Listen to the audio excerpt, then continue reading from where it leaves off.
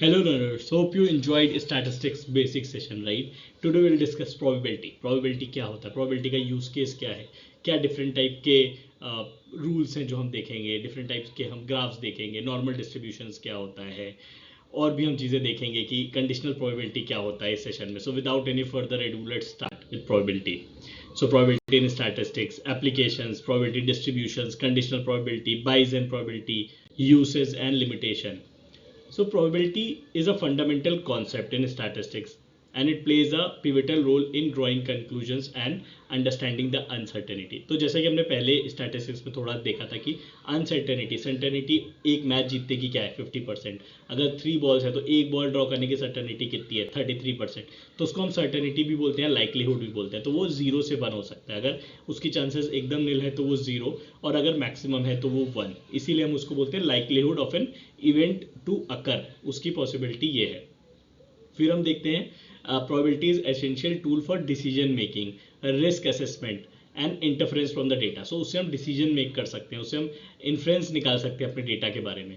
तो आज हम देखेंगे बेसिक चीज़ें. अपना नॉर्मल डिस्ट्रीब्यूशन क्या होता है, बाइनोमियल क्या होता है, exponential distribution, Poisson, uniform distribution, ये सारे डिस्ट्रीब्यूशन के बारे में हम जानेंगे. और फिर हम जानेंगे कंडीशनल प्रोबेबिलिटी और बाइजियन प्रोबेबिलिटी के बारे में भी. सो बेसिकली अगेन जैसे कि हमने देखा कि फिनेंस में और बाकी जगह पे स्टैटिस्टिक्स यूज़ होता है, तो वो सारी जगह पे हम प्रोबेबिलिटी भी यूज़ करते हैं.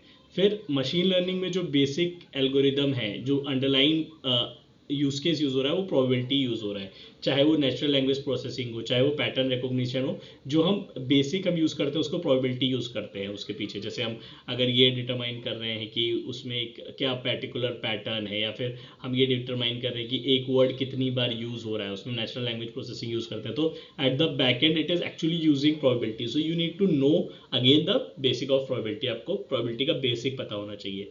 फिर वेदर फोरकास्टिंग में क्या प्रोबेबिलिटी है कि आज बारिश होगी या नहीं होगी, उसके लिए हम प्रोबेबिलिटी का यूज़ करते हैं. That is a weather forecasting for a particular weather, right?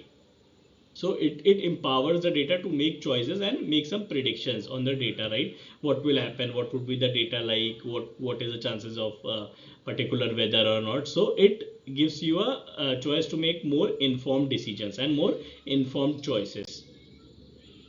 अभी नॉर्मल डिस्ट्रीब्यूशन क्या होता है? नॉर्मल डिस्ट्रीब्यूशन होता है एक बेल शेप कर्व, जिसका अगर हम देखेंगे तो एक मिनिमम से स्टार्ट हो रहा है, फिर वो मैक्सिमम तक जा रहा है एंड देन अगेन वो मिनिमम हो जा रहा है. तो एक बेस्ट एग्जांपल जो नॉर्मल डिस्ट्रीब्यूशन का है वो होता है कॉर्पोरेट में, राइट?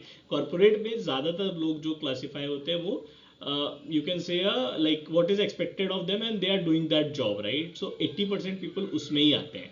10% आते हैं वो not able to do their basic job as well, and 10% आते हैं who are doing more than what is required of their role, right? So that is what is normal distribution, correct? It has 2 parameters, so like mean and standard deviation, जिसकी वजह से हम ये calculate कर सकते हैं कि ये एक नॉर्मल डिस्ट्रीब्यूशन है या नहीं, राइट? सो ये एक नॉर्मल डिस्ट्रीब्यूशन एक बहुत टर्म में यूज़ होता है, जिससे हम बहुत सारी वैल्यूज़ देख सकते हैं. ये देख सकते हैं कि क्या डेटा एक तरफ डेविएटेड है, क्या एक पर्टिकुलर क्लास है जिसमें नॉर्मली डेटा डिस्ट्रीब्यूटेड है, 70 के नीचे भी इक्वल बच्चे, 70 के ऊपर भी इक्वल बच्चे, और 70 जो है वो मीन है.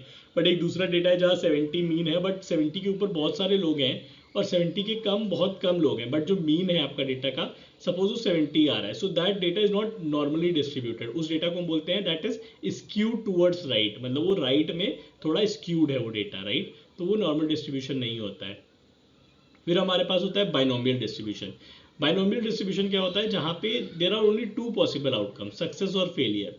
Like if I toss a coin, if it is heads और टेल्स, सो या तो हेड्स आएगा टेल आएगा, तो उसका जो वो होता है वो 2 ही आउटकम्स होते हैं, तो तब वो बाइनोमियल डिस्ट्रीब्यूशन में क्लासीफाई होता है. And if you see probability of success and the number of trials और नंबर ऑफ आउटकम्स, सो उसके बेसिस पे हम बिनोमियल डिस्ट्रीब्यूशन बनाते हैं. फिर पॉइजन डिस्ट्रीब्यूशन क्या होता है? पॉइजन डिस्ट्रीब्यूशन होता है number of event occurring in a fix interval time given that event happens with a known average rate. It's often a rare event such as accident of phone call arrivals. The parameter is average rate. So अगर आपके पास एक time में कितने phone call आ रहे हैं, आप एक duration में देखना चाहते हैं, तो वो एक पॉइजन डिस्ट्रीब्यूशन के थ्रू आप देख सकते हैं. So it is use in case of less often, as we discuss, less often event. अगर हमारे पास 2 ही आउटकम होता है तो मैक्सिमम हम बाइनोमियल डिस्ट्रीब्यूशन यूज करते हैं, या मोर ऑफ द सिनेरियोज में हम नॉर्मल डिस्ट्रीब्यूशन ही यूज करते हैं to solve one particular problem. But ये दो एग्जांपल्स हैं जिन केसेस में हम पॉइजन डिस्ट्रीब्यूशन यूज कर सकते हैं। फिर एक्सपोनेंशियल डिस्ट्रीब्यूशन क्या होता है? So where event occurs at a constant average rate like queuing theory और सर्वाइवल एनालिसिस। सो इन सब चीज़ों में क्या होता है कि हम एक्सपोनेंशियल डिस्ट्रीब्यूशन भी यूज करते हैं। सर्वाइवल एनालिसिस क्या होता है? What is a particular probability of a से say a machine to survive, right? Suppose there is a machine, right, which we know when the machine is new, it where the chances of surviving is more. But soon, like after 5 years or 10 years, maybe once the life of that machine is over, the survival chances keep on decreasing. So that will decrease exponentially. Like, right, like we know that if there is a particular graph, and if that particular graph is like reducing like this in an exponential curve way, that is a exponential distribution. So the survival analysis or queuing theory, these things are derived from exponential curves, right? So जहाँ पे भी आपको लगे कि वो distribution exponential है, जहाँ पे भी आपको लगे कि अगर कोई पर्टिकुलर शेयर है जो कि एक्सपोनेंशियली बढ़ रहा है, राइट, एज वी कॉल दिन दुगनी रात चौगनी तरक्की, सो that is what is exponential distribution. Then we have uniform distribution. So uniform distribution assumes that all values are within a range are equally likely to occur. It is most commonly used for random number generation. So हम जब random number generation करते हैं 0 to 100, हमने देखा, हमने कुछ Python examples में हमने यूज किया था, तो वहां पे वो जो है वो एक नॉर्मल डिस्ट्रीब्यूशन कहलाता है. तो अभी हम आते हैं नेक्स्ट कंडीशनल प्रोबेबिलिटी में. कंडीशनल प्रोबेबिलिटी क्या है? Assess the lies of a likelihood of a event occurring given that other event has already occurred. So its crucial scenarios are medical diagnosis where the probability of disease depend on patient symptoms and test results. तो एक चीज already हो गई है, अब क्या probability है कि नेक्स्ट चीज होगी. सो सपोज अगर किसी को फीवर ऑलरेडी हो चुका है, then what is the probability he will have covid, right? So that is the first thing. So अगर कोविड है तो we know, right, the probability of having, अगर फीवर है तो probability of having covid is more. So that is what is conditional probability की what is the probability of another event to occur considering that first event has already occurred. तो इस cases में हम conditional probability का use करते हैं, which is a very like it looks like a complex topic, but actually it is very easy if we understand what is the meaning of this. तो अगर हम A और B के terms में चलते हैं तो B इवेंट ऑलरेडी अकर हो चुका है, probability of A occurring if B has already occurred क्या है, वो कैसे कैलकुलेट करते हैं वो हम देखेंगे. तो ये उसका इंटरप्रिटेशन है. A has already occurred and information about B we have, what it reflects is likelihood of A event occurring. So B has already occurred, तो probability of event B occurring, right? Then probability of A and B एक साथ होंगे तो इसकी probability ये है. तो जब एक साथ होंगे divided by probability of B, so then it becomes a conditional probability of event A given that B has already occurred. तो A and B का एक साथ का probability divided by PB का probability हमको ये conditional probability दे देगा. So ये जो साइन है ये कंडीशनल प्रोबेबिलिटी के लिए यूज होता है, जो we need to remember, right, that what is conditional probability which is derived on both of the event occurring together divided by one event occurring at. या सो जो हम बोल रहे थे कि कंडीशनल प्रोबेबिलिटी क्या होता है, वो यही होगा कि conditional probability is used in various field, right, statistics, machine learning, finance, biology, यहाँ पे हम सब जगह इसको यूज करते हैं. And it is used for mechanical diagnosis, spam filter में भी हम इसको यूज कर सकते हैं, राइट. अभी हम आते हैं कुछ एग्जांपल्स देखते हैं, right, which is most important for understanding what is a probability, right. So will go through this. Playing a card game, you draw one card out of 52 deck. What is the probability of drawing a red card? It is very simple, right? So red card, and then it is a heart or a diamond, right? So there are 26 red cards in which there are 13 hearts and 13 diamonds, right? So अभी हम ये देखते हैं कि number of red cards कितने हैं. पहले तो प्रोबेबिलिटी उसका देखते हैं. नंबर ऑफ रेड कार्ड का प्रोबेबिलिटी कितना है? 26/52 which is 1/2. Now drawing a face card, king, queen और जैक. सो कितने किंग होते हैं? 4 4 4. सो 12 किंग, 4 किंग, 4 क्वीन, 4 जैक मिला के total 12. So what is the probability of drawing a face card is 12/52. अभी हमको देखना है what is a probability that a face card is drawn from total number of red cards. तो इसकी probability क्या हो जाएगी? 6/26, राइट. 6/26 क्यों? क्योंकि हम ये इवेंट दोनों साथ में हो रहा है उसकी प्रोबेबिलिटी कितनी है, उसकी प्रोबेबिलिटी है 6, राइट। अगर ये फेस कार्ड भी हो और रेड भी हो, सो 6/52 डिवाइडेड बाई 26/52, सो ये हमारा आ जाएगा 6/26। ऐसे इसको डिराइव किया है। 6/52 कैसे आया, बिकॉज ये total number of face cards है, राइट। बट फेस कार्ड अगर वो रेड हो उसकी प्रोबेबिलिटी क्या है, 6/52। सो यहाँ पे अगर आपको याद हो, हमने फॉर्मूला देखा था, probability of both event occurring together 6/52 divide by 26/52। तो 52 would be cancelled and we will be left with 6/26 which is 3/13. So इस particular example से हम conditional probability का we can understand the meaning. Now the next important concept is Bayesian probability.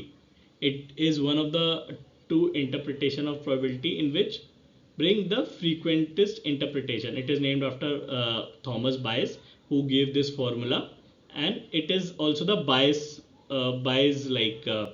it is also called the Bayes theorem. So again it is related to the conditional probability only.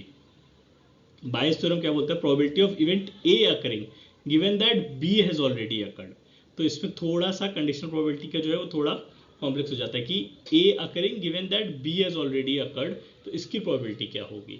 So conditional probability of B that A has occurred into probability of A occurring, इन दोनों का multiplication divide by probability of B. So हमने पहले probability of conditional probability of B considering A has already occurred already निकाल लिया है. अगर हम उसको ऑपोजिट निकालना चाहते हैं तो we can just like multiply those numbers, like P B divide हो जाएगा एंड ए मल्टीप्लाई हो जाएगा, and this will get from Bayes theorem. तो यहाँ पे हम उल्टा कर रहे हैं बस, कि पहले हम देख रहे थे probability of B occurring given that A has already occurred, अब हम देख रहे हैं probability of A occurring given that B has already occurred. तो ये प्रायर प्रोबेबिलिटीज होते हैं A and B, and then हमने इसका मीनिंग ऑलरेडी सीख लिया कि ये कंडीशनल प्रोबेबिलिटी है. So this is nothing but the cross happening of the probability theorems, right. So this is used for Bayesian statistics. It is used for Bayesian modeling. It has implementation in machine learning, medical diagnosis, and decision analytics also. So it is flexible, allows incorporation of both prior knowledge and new data. It can be widely used for dealing with small sizes or complex modeling problems. This is very good when we require to calculate the conditional probability. If we already know the basic probability of those two, first we can calculate the conditional probability of one, and then we can also calculate the conditional probability of the second one. Like first we calculate condition of probability of B occurring given that A is already occurred, and then we can also calculate the conditional probability of A occurring given that B has already occurred. So this is like the what is the challenges. It is built on the prior belief, whatever belief you have, subjective and potential. It can lead to a bias, right, because we know every time the conditions does not remain same, or if the probability of A or B varies at a later point. So those are the little challenges, but yes, this is still like very useful and very like high in demand in the industry. So I hope you all enjoyed this small session of probability. Probability is a very vast topic. We again covered the most important topics which you need to know, and you can even explore further on these topics. Hope you all are enjoying these videos. Do put in your like, comment in the video, and do share it with your friends so that it reaches to the maximum audience. Thank you everyone.